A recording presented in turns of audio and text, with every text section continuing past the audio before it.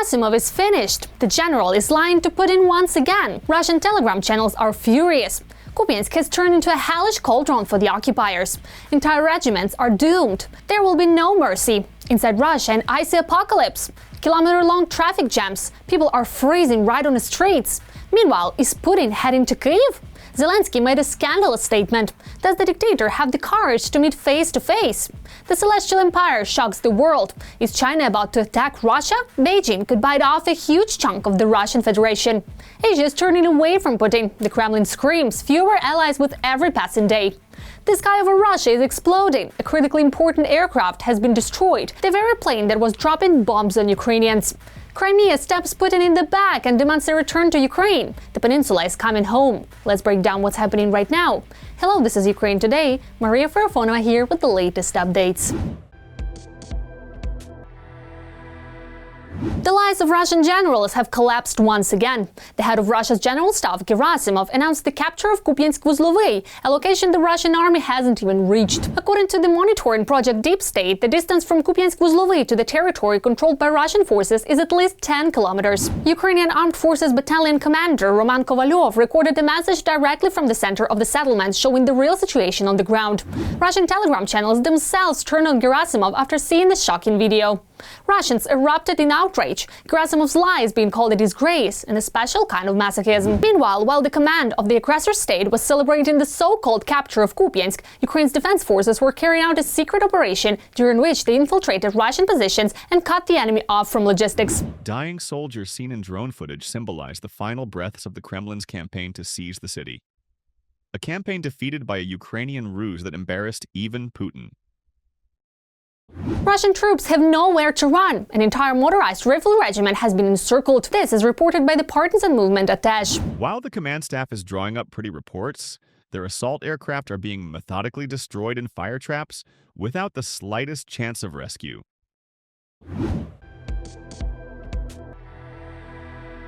Meanwhile, inside Russia, a real snow catastrophe is unfolding. For the third day in a row, heavy snowfall has plunged Moscow into 9-point traffic gridlock, creating massive jams. People are stuck for up to 6 hours, abandoning their cars and walking home on foot for 2 hours in minus 10 degrees Celsius cold.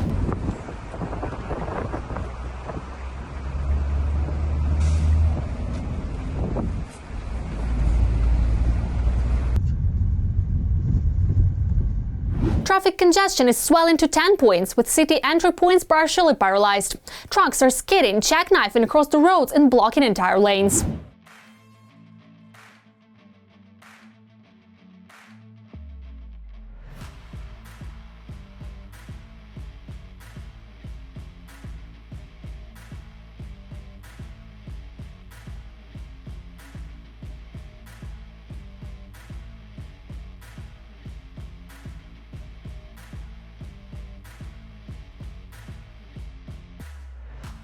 The roads aren't moving at all, but people are. In the Krasovka alone, at least 150 people chose frostbitten cardio instead of transportation. Nearby stops and stations don't help. Beyond that point, it's only on foot. People are streaming along highways with bags and backpacks because otherwise there's simply no way to get home.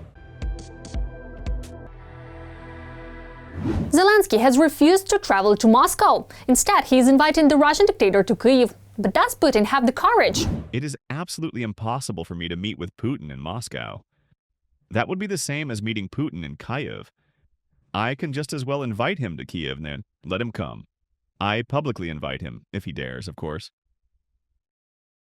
The president believes that a leader-level meeting should resolve issues that negotiating teams do not have the mandate to decide, particularly territorial matters. At the same time, he said he assesses the composition of the Russian delegation in Abu Dhabi as higher level than in previous rounds. He also suggested that the date of trilateral peace talks between Ukraine, the United States and Russia could be changed. I don't know when the next meeting will be. It was supposed to take place on Sunday. We agreed it would be held in Abu Dhabi. And it is very important for us that everyone we agreed with is present at the meeting, because everyone expects feedback. But the date or location may be changed. The possible changes may be linked to the fact that something is happening in the situation between the United States and Iran, which could affect the timing of the meeting. Is China about to attack Russia? A scheme to take control of 7 million square kilometers of Russian territory has appeared on the Chinese platform NetEase. This is justified by claims that Russia, the aggressor state, could collapse. An unnamed author of the piece writes that due to Russia's war against Ukraine and the redeployment of troops to the west, vast areas of the Far East, territories that once belonged to China, have been left with very few Russian forces. These lands are sparsely populated but rich in natural resources. If Russia truly falls apart, the 7 million square kilometers of the Far East cannot be lost in vain. China has learned this lesson the hard way in the past. The author suggests that China should not attempt to seize these territories by force, arguing that this would lead to global isolation, as in the case of Crimea, which Russia occupied in 2014. The smart approach is to be more accommodating, continuing to invest money and manpower, signing long-term contracts, and supporting pro-China forces in the region. Nominally independent, but practically dependent on Chinese support. The Post also argues that Russia will not be able to effectively govern this region on its own, and that China is helping to fill the gaps while securing its vital interests. The author notes that history teaches that territorial vacuums are always filled, and concludes that 7 million square kilometers cannot be lost because this is about security and resources. The disintegration of Russia is no joke.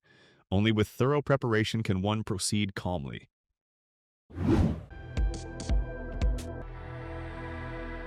The armed forces of Ukraine are destroying Russia's aviation, another high-value trophy, a Su-34 bomber. According to information from Andriy Kovalenko, head of Ukraine's Center for Counter and Disinformation, the AFU destroyed 2 enemy aircraft in a single day. Up next, the impressive achievements of Ukrainian hunters targeting Putin's planes. The Ukrainian armed forces have shot down another Russian Su-34 fighter jet. The aircraft crew was killed. The General Staff of the Ukrainian Army has confirmed that Russia has lost yet another bird. There are 2 versions regarding the destruction of the Su-34. The first, the aircraft near Snake Island was shot down by a Patriot system located somewhere in the Odessa region. An alternative and contrasting perspective, which is mainly put forward by prominent Russian political commentators and independent military bloggers, suggests that the plane was not actually shot down by enemy fire, but rather crashed due to a catastrophic technical failure. These are completely different things. And it supposedly crashed somewhere in the Kursk region. Why do people in Russia mention the Kursk region and a crash? Well, that's understandable. That means that there was no new success for Ukrainian air defense, and there never was. It just happened, an accident, that's all. Russian war correspondents and public channels are all saying in unison that it was a plane crash and that there was no shoot-down and there couldn't have been one. We've lost our Su-34. Both pilots died. Snake Island, Odessa, or Patriot have nothing to do with it. They started spreading it, and our side picked it up too. But since the Russian Ministry of Defense has not officially confirmed the loss of the aircraft, this suggests that, most likely, the Su-34 was shot down in the Odessa region. This fighter jet is one of the key aircraft in Russia's tactical aviation. It is these bombers that are regularly used for massive airstrikes on frontline and rear regions, in particular to drop guided aerial bombs from a long distance. The Su-34 is one of the main combat aircraft of the Russian Air Force. Russia has lost about 25 of these aircraft.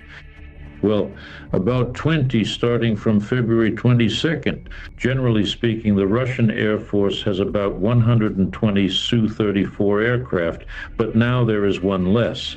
Monitoring public channels also report a possible loss by Russia of a Su-30 fighter jet. This was reported by the head of the Center for Countering Disinformation, Andriy Kovalenko, but the information has not yet been confirmed by the General Staff. The Russian Air Force has long since lost its air superiority. The Ukrainian army is systematically taking out Russian fighter jets of various modifications. In 2025 alone, Russian military aviation lost about 24 birds. Just last year, 5 military airfields were hit by our long-range drone strikes. As a result, the enemy can no longer get 15 aircraft into the sky. Unique footage confirms the destruction of 11 fighter jets and bombers, Su-30SM, Su-34, Su-27, Su-24, MiG-31, 3 helicopters, Mi-28, Mi-26, Mi-8, and 1 and 26 transport aircraft, along with the equipment, ammunition, and fuel depots at the airfields also burned down.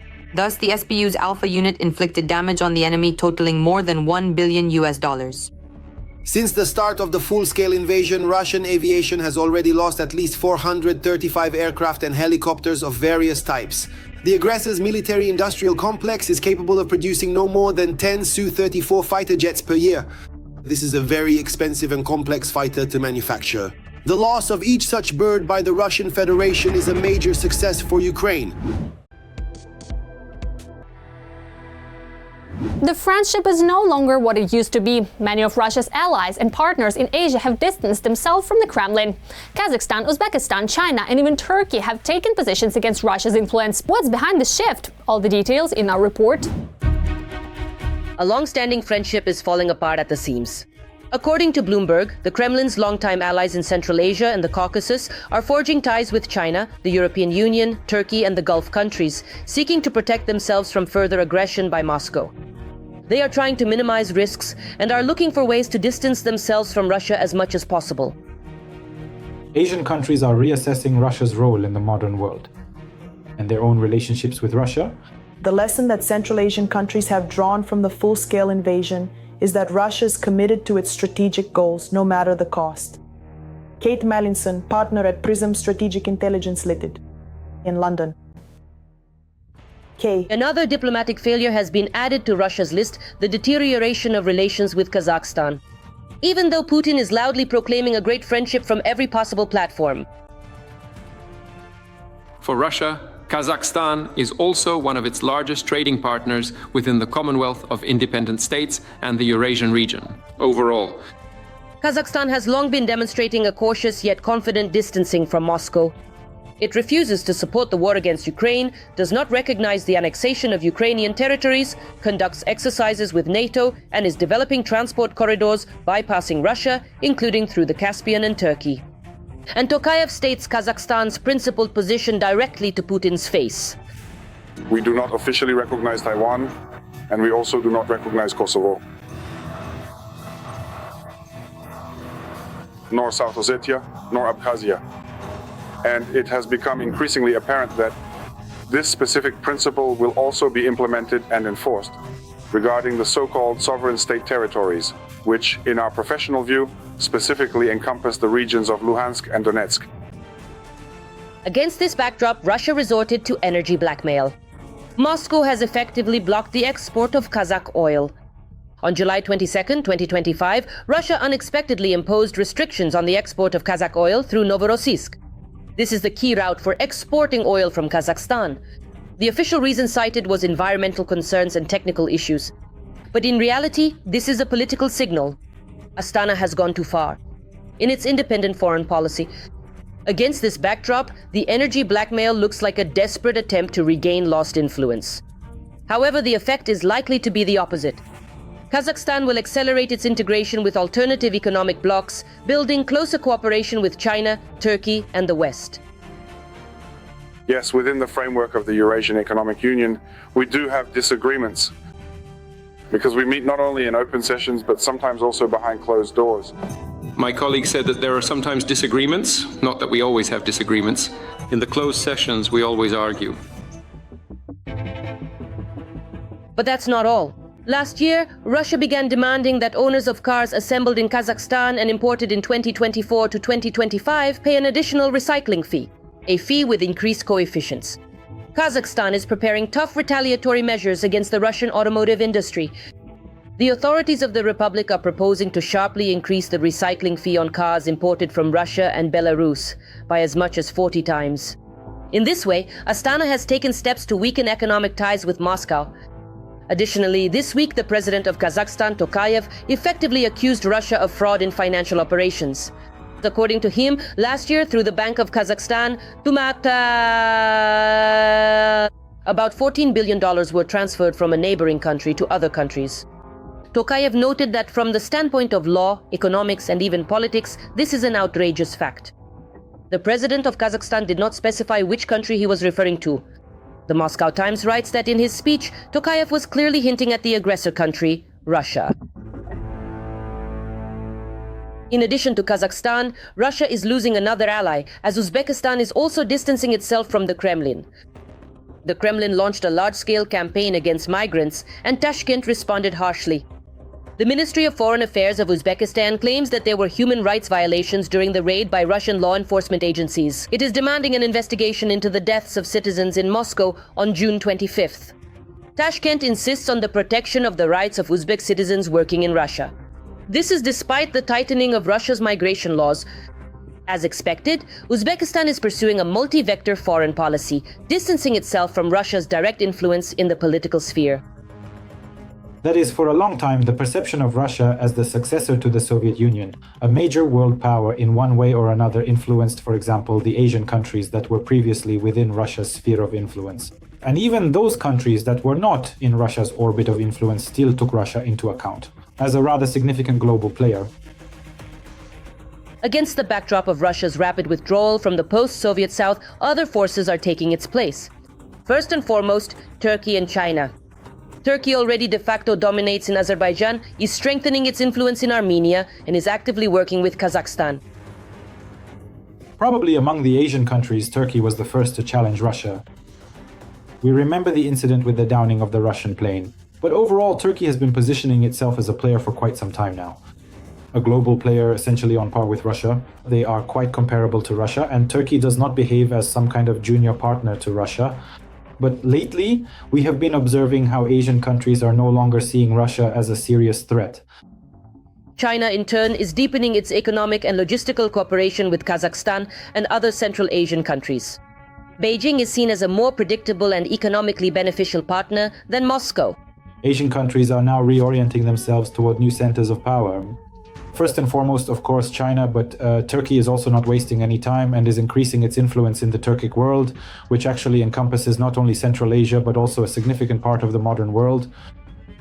After the full-scale invasion of Ukraine and the subsequent severing of Moscow's economic ties with the West, China became Russia's main partner. In recent years, trade between the two countries has been growing at an impressive pace. However, in 2025, this growth suddenly turned into a decline, showing that the no-limits friendship touted by Moscow and Beijing does, in fact, have its boundaries. Deutsche Welle reports that in 2025, the volume of Russian-Chinese trade decreased for the first time in the past 5 years, by as much as 7%, down to approximately $228 billion. The Russian world is being replaced by Turkish drones and Chinese investments. Western diplomatic missions and regional alliances are forming without Russia's participation. In the case of Asian countries, things are much more complicated than, for example, with European countries. And diplomacy there is built on somewhat different principles. I think that the leaders of many Asian countries will continue to show formal respect to the Russian leadership for quite some time. But at the same time, it is clear that perceptions of Russia itself have changed dramatically. And now no one sees Russia that way anymore, as some kind of ultimate player in Eurasia who will dictate its terms to everyone in the region. The Russian dictator has to pay with a loss of influence, allies, and reputation. Putin is losing the very geopolitical game that he himself imposed on the world.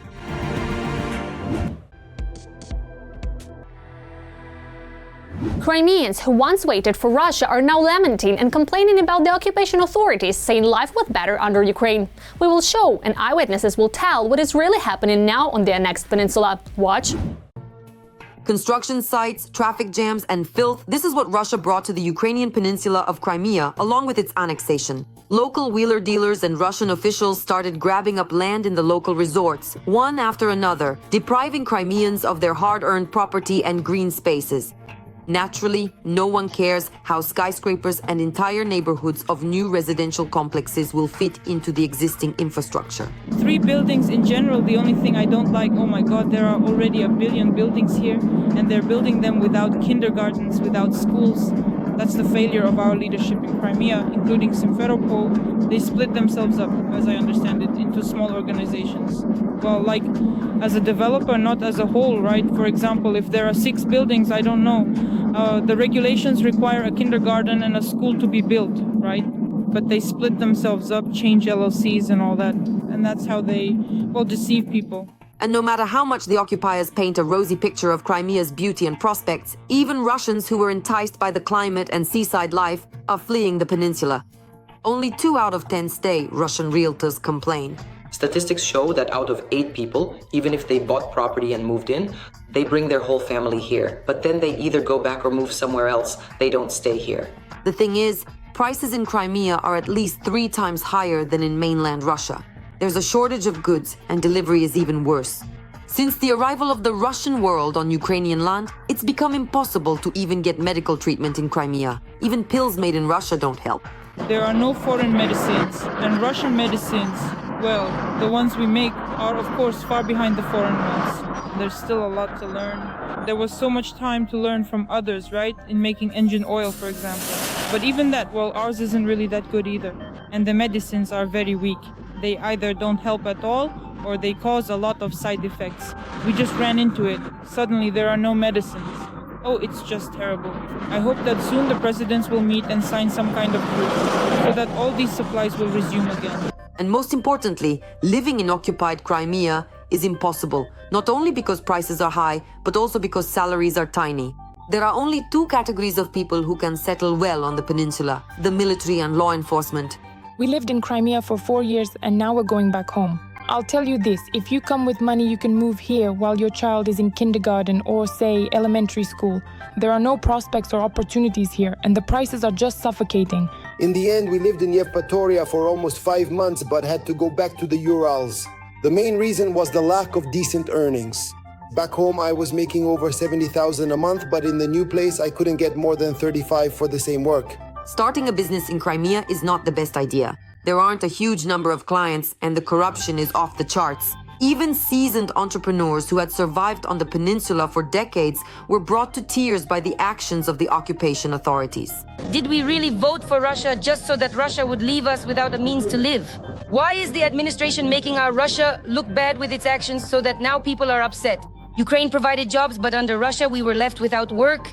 The actions they're taking, they're discrediting Russia itself. That's the point. So it turns out 300 people are left, some of them in their old age. Just look, there aren't any 20 or 25-year-olds here. The people here are between 40 and 60 years old. Where are we supposed to go? Who will hire us at this age?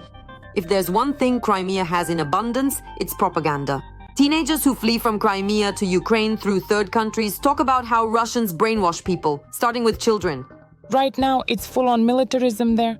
If before their propaganda was more or less mild, now it's just outright barbarity. To the point where children are literally taught to kill, taught to sympathize with the killer, not the victim. Moreover, I wouldn't even say they're taught compassion at all. I don't think those people even know what compassion is or what empathy means. They don't understand anything about this because in reality children are taught to be cruel and are prepared for the fact that sooner or later they will go out to kill, they will justify killings, and they will do exactly the same things the older generation is doing now. In fact, they're raising a kind of camp of killers.